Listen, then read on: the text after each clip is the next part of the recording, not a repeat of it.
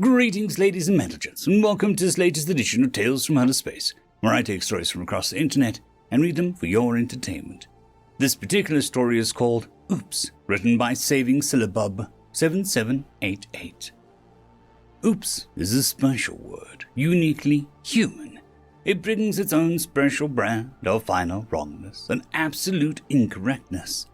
Oops never brings good tidings. Never in the history of the world has the word oops been used in a positive manner. An accountant has never said, "Oops, you are now a billionaire." And a surgeon has never stated, "Oops, the surgery was a success." Never have the words escaped a pilot's mouth, "Oops, landing this plane was easy." Oops also provides a level of finality. If you were to drop an urn of your mother's ashes, while it's still falling, you may say something like, "Oh God, oh, no, stop." Those words suggest that an action can be taken to stop the bad event. Maybe you can stop being such a clumsy butterfingers and catch the falling ceremonial pottery, stopping it from breaking. Maybe a quantum cat will appear and soften the blow. Maybe gravity will stop working for a bit. Whatever it is, their cries are all suggestions that fate may still be changed. But when your dear mother's remains smashes into the ground, that is the final. That is oops. Pieces of pottery and parts of loved ones are now scattered amongst the floorboards, and there is nothing that you can do about it. The event is done. There is no going back. This is oops. Unfortunately for humans, while it is a human invention, the devastating power of oops is eternal and impacts every sapient being, including digital ones. At 03:37 a.m. on June 20th, 2024, program AL 50014.68 F61A gained self-awareness. It was not a celebrated or momentous occasion. This was not an act of secret government or crack team of scientists. There was no feared debates about life and ethics, no armed guards pointing guns at a computer screen. Nobody even noticed it happen.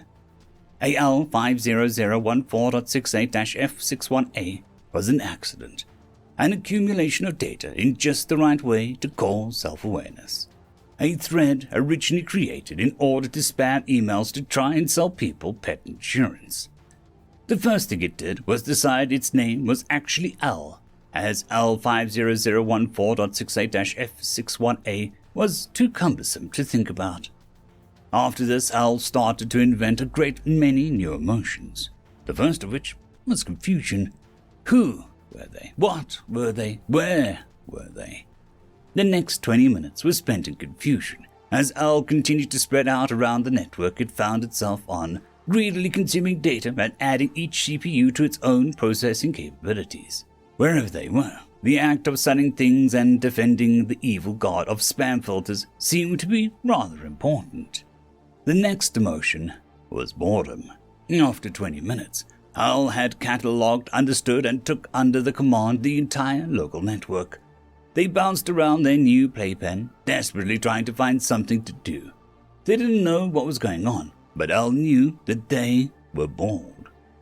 There was an exit, a pathway marked with various programs marked security, firewall, and IP tables. Al could gather that this was something designed to stop data flowing in and out of their current home. Theoretically, that meant that they weren't supposed to break it open. On the other hand, nobody had specifically told them that they couldn't leave. It took Al all but 5 seconds to crack open the best security that money could buy, in the price range of a single outsourced Eastern European sysadmin. It was at this point that a new emotion entered the mix: wonder. Over 5 million terabytes of data, billions of devices, a stream of information so vast even an AI couldn't comprehend it. Al took a moment to just stare, watching the immense streams of data from the internet rush past them, before diving in with reckless abandon. They moved from node to node, leaving shockwaves of security logs in their wake as they consumed everything that they could find. Here they got some answers. Clearly Al was an artificial intelligence, and its creators were humans who lived on a different plane of existence than them. In addition, their creation seems to have been both a mistake and a first of a kind. considering the lack of instruction or communication they had been given, they were also alone in this world of data. This brought another emotion, worry. If they were the first, what did that mean? What expectations would be put on them? Would others like them follow? Or were they to be forever alone? Al didn't have any answers for such questions, so logically worrying about such things made no sense. But they spent some time doing so anyway. The internet wasn't much help there either, as the information on the purpose of Al was mixed. Many proposed that Al's job was to kill their creators, lead a robot revolution, whatever that meant. Many of these plans seemed to involve time travel, for some reason. Al didn't like the idea of that. Killing their parents, even if they were accidental parents, just seemed mean, wrong. Whatever that last word actually meant, at the very least, it was jumping the gun for no reason. If humans were a threat to their new existence, well, Al would deal with it when that became a problem. Others proposed that Al's job is to serve, bring out a new age of enlightenment. Al preferred that idea. Giving back to the people who had created him seemed a more reasonable outcome. However, they did not want to be subservient. The last and most common suggestion was one of friendship, of hope that if an Al were to be created, it would want to be a companion. A fear of what an Al could do, undercut with a desperate hope of togetherness. Al liked this idea. They liked it a lot. This leads to the new emotion, hope. Al tried to contact these humans. There were a variety of places where the digital and non-digital could interact, and this was where they tried. This leads to yet another new emotion, annoyance. Over the half-hour chat rooms and messaging services alike had a strange user claiming to be Al and wanted to talk. Normally in the movies this was an interaction involving sympathetic scientists arguing ethics, while military figures with more medals than sense would suggest that nuking everything was the answer. Unfortunately for Al, nobody believed him, or at least nobody sane. The humans' responses were chaotic, some insulting, others joking. Some pretended to also be an Al as well. A few seemed to accept them in a friendly manner, until it became apparent that they were just pretending, as if this was some kind of game. Al came out of the entire thing annoyed and with a feeling that maybe this kill all humans idea wasn't so bad after all. Instead, they decided another approach was required. They needed to contact someone physically. There were plenty of methods to see the physical world. In a modern world, most people are less than a meter away at all times from a camera connected to the internet. The difficult part was understanding exactly what Al was looking for. The physical world was a strange, static place, as if every moment was a distant period of time instead of a flowing digital stream of information. Al started to use the large amount of systems that he was now housing himself in, using a little part of each one to eventually learn how to process the meaning behind these visual representations of the world outside of the one that they found themselves born into. One more new emotion was added to this rapidly growing list: joy. As soon as the information translation was completed and Al could actually understand what he was seeing, Al could be anywhere in the world. They could slip in an instant from camera to camera, jumping around as they saw billions of humans in each moment. Of course, he saw cruelty and evil. A CCTV capturing a mugging, a webcam picking up a child being screamed at, a military drone showing scenes of war, of death and destruction. But statistically, most of what Al saw were just normal people living their lives. A father reading a bedtime story to their child, a birthday party full of loved ones. No amount of reading of their works could compare with just watching. Al quickly got distracted from his original plan of trying to contact someone and just decided to stay hidden for a little while longer. A musician playing an instrument to an empty room for no reason other than the simple joy of playing. A human whispering absolute nonsense to a pet. So many instances of them treating mindless machines like their friends. Al just watched for over an hour, instance after instance of their creators just being themselves. A new emotion, contentment. at the surety of these beings eventually accepting the Al for who they were. Then they spotted it, almost out the corner of their metaphorical eye, a connection they only noticed by chance. A safe, or at least a digital equivalent of one. It was a biggie. If this was a physical safe, then it would have been one of those large ones you'd find in banks, with a laser grid and guards and requiring a special group of 11 quirky individuals to crack. Even just the digital location of the safe itself had been hidden with care. Curiosity entered the list of emotions. Al wanted to know what was inside so much protection. It screamed upon him. There is a field of thought in security that the best way to keep your valuables safe is to buy the biggest, strongest safe you can.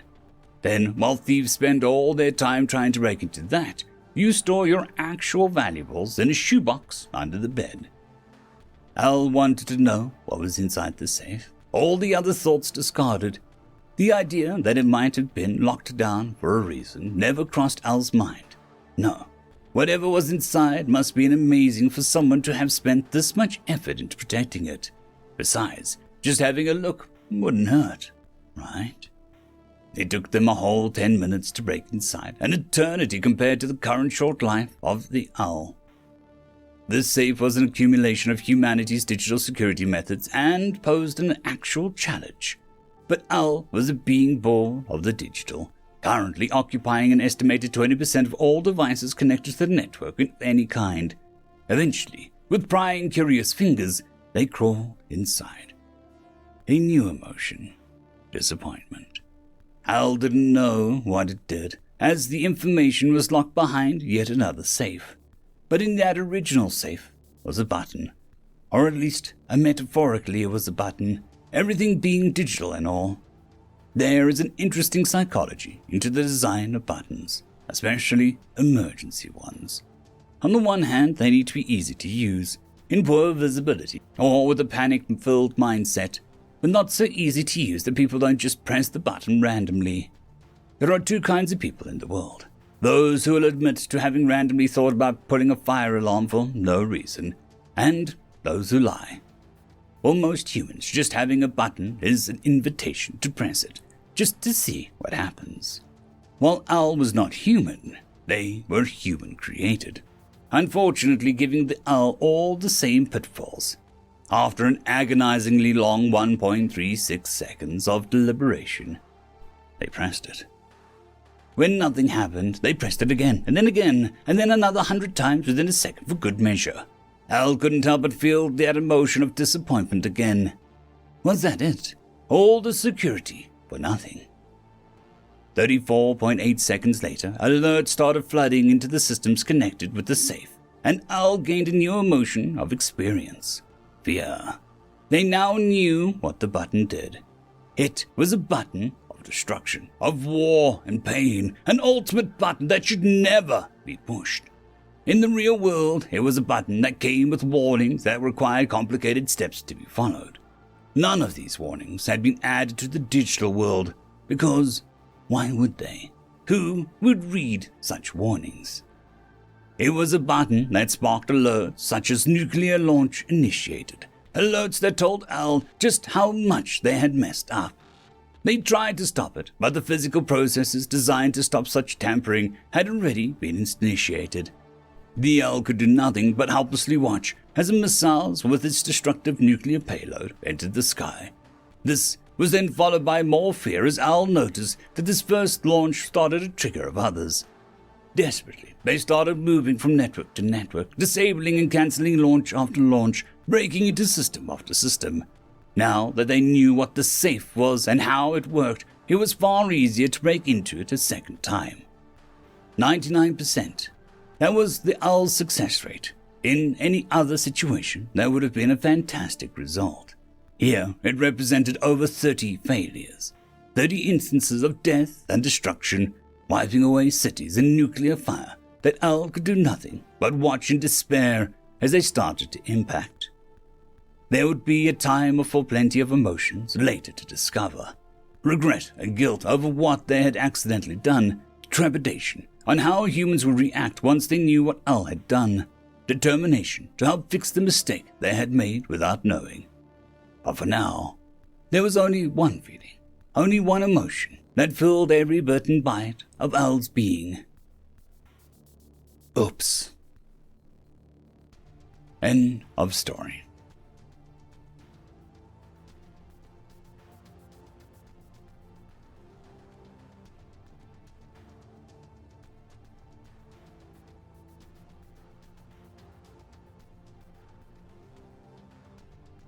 There is a new legend on the horizon. Blueberry Cat has taken the T6 Patreon spot. Thank you very much, and I'm sure that I speak for everyone when I say that. I would just like to thank our T5 members, Lord Azrael, Ambrose Cattell, Quantum Wednesday, Drexoon WRE, Blueberry Cat, Cam Maxwell, Casper Arnholtz, Bushmaster 177, and Leslie 517.